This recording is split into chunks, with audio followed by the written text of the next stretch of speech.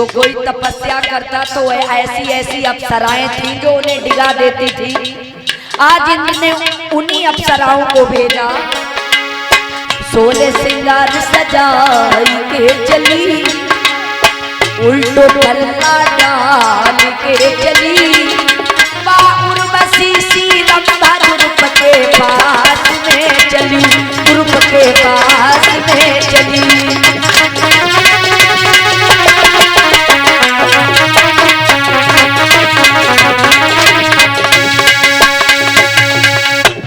सोलह श्रृंगार सजाए और चली, सब रत्ता में मिली, बोली जिज्जी हम तो बड़ी नीकी लग रही हैं।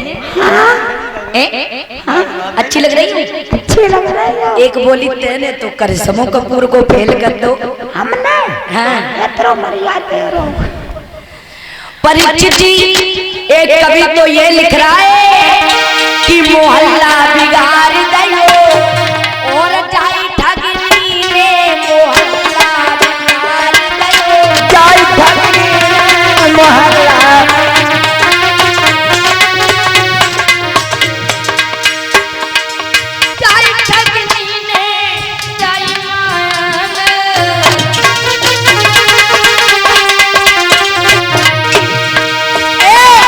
सबको नचाई दयो, जाई माया ने मोहल्ला बिगाड़ दयो, जाई ठगनी ने मोहल्ला।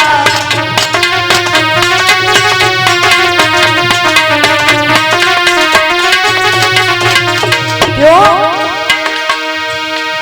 अरे ब्रह्मा को झपटो जाने बिछन को पटको,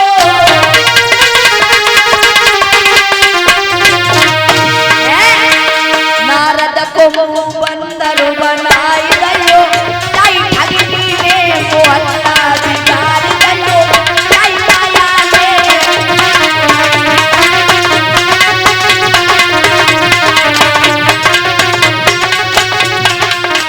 और अरे तुम पे झपटी हम पे झपटी, और मुनेंद्र पे ढोलक बजवाई गई, जाई ठगनी ने मोहल्ला बिगाड़ दयो, जाई ठगनी ने।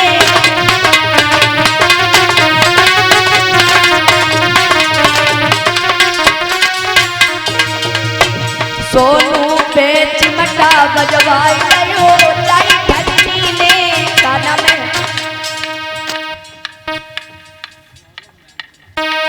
और ये सौरभ भैया मैनपुरी से 100, गौरव भैया मैनपुरी से 101 मुद्राएं, अजीत भैया 51 मुद्राएं दान कर रहे हैं भागवत में।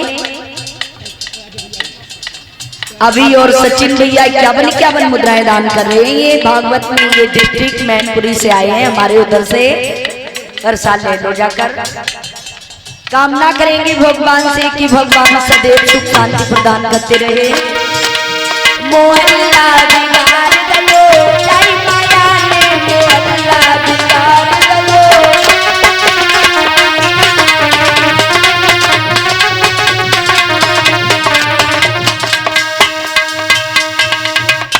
परीक्षित जी माया तैयार होके चली हैं और ध्रुव के पास पहुंची है। बोली काय ए बच्ची जिज्जी जैते नन्हे नन्हे ए जैते छोटे बालक के पीछे जहां हम तुम चली आई, अरे चुटकी बजा देते तो वहीं से आके खोल के ये बच्चा भाग जाता।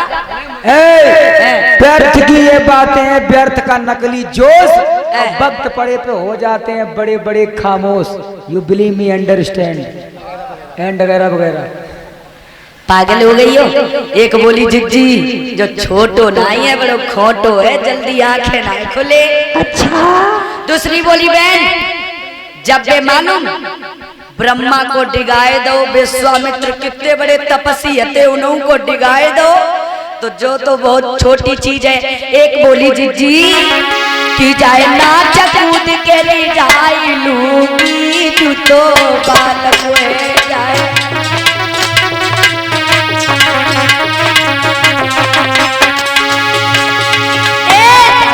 कैसे उन्हें ना खुलाई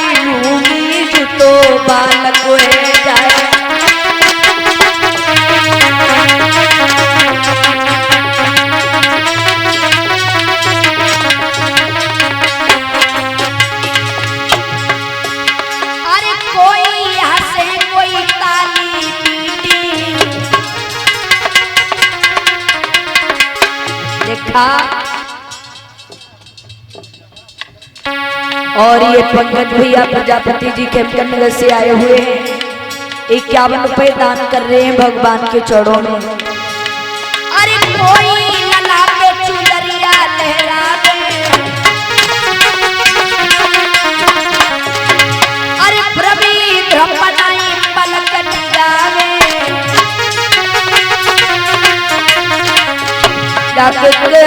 में ना बुलाई लूंगी जू तो बालक हुए जाके।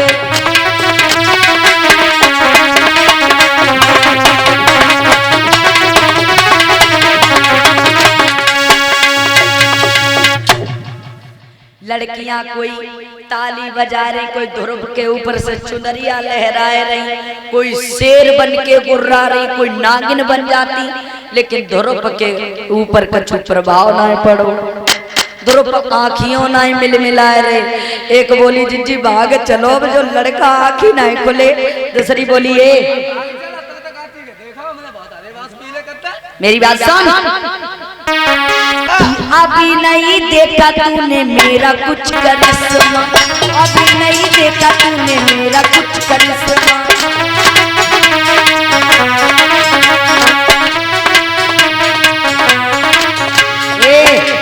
अभी मैंने तो कुछ जादू नहीं चलाया है, और तो बड़ी जल्दी काम लगी भाग चल। नहीं नहीं नहीं नहीं नहीं, अभी नहीं देखा तूने मेरा कुछ करिश्मा, मेरा कुछ करिश्मा, अभी नहीं देखा तूने मेरा कुछ करिश्मा, अभी नहीं देखा तूने मेरा कुछ करिश्मा।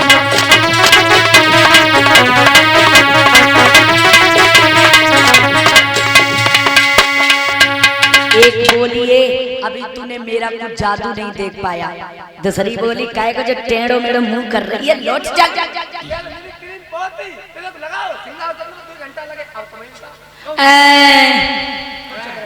एक बोलिए बात सुन, जब बड़ी बड़ी दाढ़ी रखाई लेन से, मेरी बात सुन, बड़ी मार आवे तो बड़ी स्टाइल है दिखाई रही, चुकटी बजाए दी, चुनरिया लहराए दी, अब क्या होगा? पर थोड़ी दिक्कत हुई, तबीयत खराब है ना, हम तो लौट दें। बताओ ब्याल। दूसरी बोलिए, दूसरी बात सुन, अरे तेरा सजना समरना ये दीदी सब बेकार है,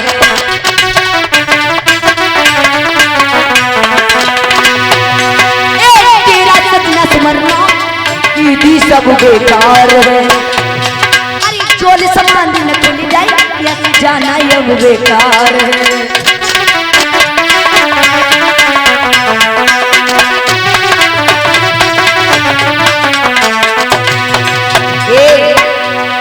ये क्यों पैरा तुन कंगना, ये खनकाना बेकार है, तेरा सजना समरना अरे दीदी सब बेकार है, चोली संबंधी न खुल जाए जाना अब बेकार है।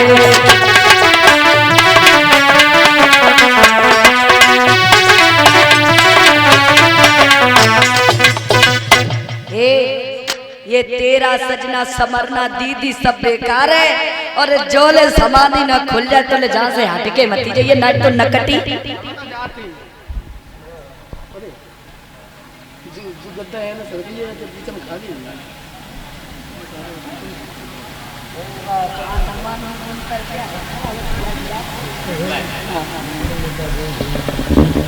इधर बताया गया परीक्षित जी का नाम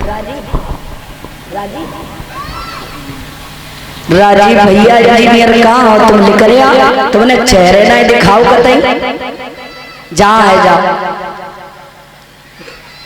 इधर बताया गया है परीक्षित जी, लड़कियां जा ही नहीं रही, भगवान की माया की बर्रैया टूटी, सब भाग गई, कोई कहीं कोई कहीं। अब इधर विष्णु भगवान की शेषैया हिलने लगी। विष्णु भगवान बोले हे नारद, जो कौन इतनी घनघोर तपस्या कर रहा है? छोटा सा बच्चा। अच्छा अच्छा ये बताओ देव ऋषि बाबा नारद बोले नेक दे रहो धरे राव, अब तुम्हें आटा दार को भाव मिलो जाए रहो। तभी भगवान नंगे पैरों भागे, ध्रुव फिर भी आंखें नहीं खोल रहे। भगवान ने अपनी मूर्ति को खींच लिया, ध्रुव सूखे वृक्ष की तरह गोदी में गिर पड़े।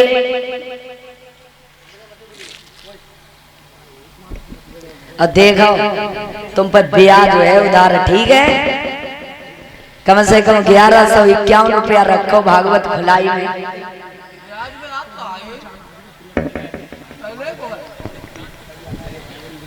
और ये भाई श्रीमान राजीव भैया प्रजापति जी इंजीनियर साहब जी हैं ये भाई। 101 मुद्राएं, तालियां बजा दो। कोई किसी का स्वागत करता है तो तालियां बजाई जाती हैं। कामना करेंगे भगवान से कि भगवान सदैव सुख शांति प्रदान करते रहे। और इंजीनियर भैया अब कहूँ जय हो नहीं, ठीक है, जय रहे हो इतने दिन तक,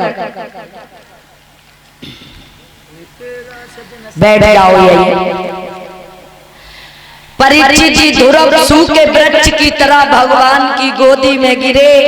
भगवान ने ध्रुव को गोदी में ले लिया, ध्रुव रोने लगे। भगवान बोले बेटा रो ना। ध्रुव कहने लगे मुझे इतने दुख पड़े, तुम कहाँ रहे? तो भगवान ने एक बहुत अच्छी बात कही परीक्षित जी, यज्ञपति महाराज तुम्हारी घरवाली कहाँ है? इनकी घरवाली कहाँ है?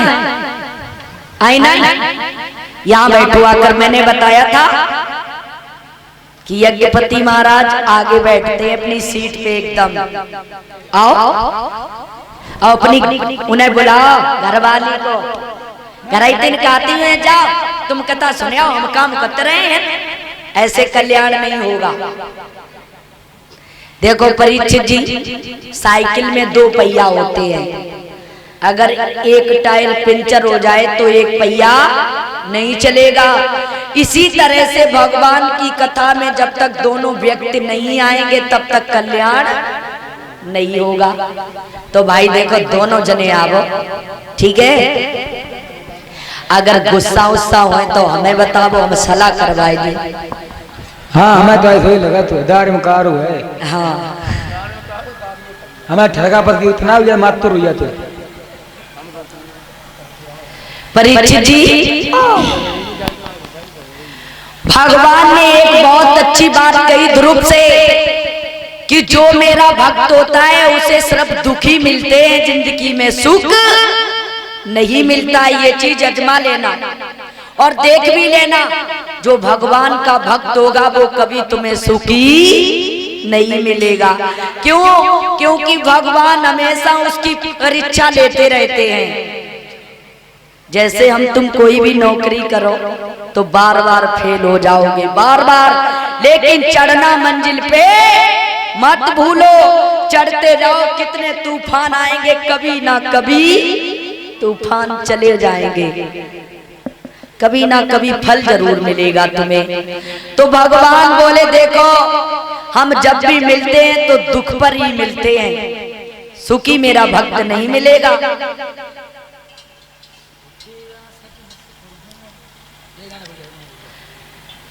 भगवान बोले मांग लो क्या चाहिए बेटा। ध्रुव बोले देखो मेरे पास सब कुछ है, कुछ नहीं चाहिए। क्यों? जब आपने मुझसे बेटा कह दिया तो तुम रिश्ते में मेरे बाप हुए, और बाप की जितनी भी दौलत होती है सब बेटा की होती है, रिश्ते में तो हम तुम्हारे बाप होते। कितनी अच्छी बात कही परीक्षित जी ध्रुव ने। अब बताया गया है एरावत हाथी को मंगाया, भगवान ने ध्रुव को एरावत हाथी पे बैठाल करके अयोध्या नगरी के लिए भेज दिया। अयोध्या के लोगों ने जाना कि ध्रुव आ रहे हैं तो बुजुर्ग लोग दर्शन करने के लिए पैदल ही भाग पड़े। ध्रुव कहने लगे पहलवान हाथी को रोक दो। क्यों? क्योंकि मेरे गांव के लोग पैदल चल के जा रहे हैं तो हम भी पैदल चल के जाएंगे। और आज को परीक्षित जी लड़का मोटरसाइकिल ले जाते हो तो बाप को देख के बड़े हारन मारते, हटना जाओ बुड्ढे, अभी मर जाओगे। लला दिखाई ना पत्तों में आंखें फूट गई क्या? अरे थोड़ा आप इधर ही रहे। परीक्षित जी ध्रुव पैदल चल के पहुंचे अपने गांव। सबसे पहले मौसी के पास पहुंचे। मौसी ने दरवाजा लगाए, लो बोले बांधी अब हमें जहर दे दे, कैसे वाला लय मुंह दिखाए हम। ध्रुव बोले नहीं, अगर आप ऐसी बात मुझसे ना कहती तो शायद मुझे भगवान के दर्शन नहीं होते। आप चरणों को छुआओ। भगवान ने चरणों यानी कि ध्रुव ने चरणों को छुआ। अपनी मैया के पास पहुंचे जो सुनीति रो रो कर अंधी हो चुकी थी। ध्रुव ने भगवान से एक विनती की, प्रभु कि एक और कृपा हम पर कीजिए और ही पार ब्रह्म हे परमेश्वर।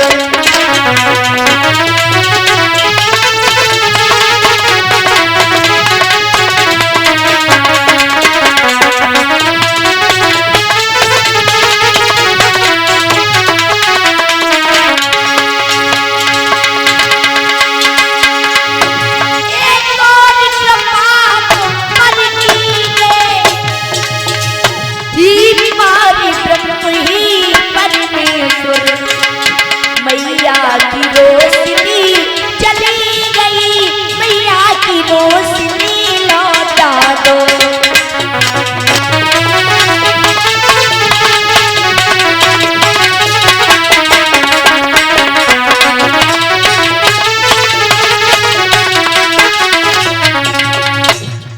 ध्रुव बोले एक और कृपा हम पर कीजिए हे पार ब्रह्म हे परमेश्वर। हमारी मैया की रोशनी चली गई, मैया की रोशनी को लौटा दो। ध्रुव ने कमंडल से जल के छींटे मारे, रोशनी वापस आई। आज ध्रुव ने सभी को भगवान के दर्शन कराए। बोलिए भक्त वत्सल भगवान की। अब परीक्षित जी जो उत्तम थे ना, उत्तम वो राजाओं को बहुत परेशान करते हैं। राजा लोग बड़े दुखी हैं उत्तम से। एक बार उत्तम ने कुबेर की लड़की को देखा जो देखने में बहुत सुंदर सी है, चंद्रमा सा चेहरा है, फूलों की फुलवारियों की तरह खिली हुई है। ध्रुव कहने लगे हैं कुबेर से तुम अपने लड़की की शादी कर दो। कौन? उत्तम बोले।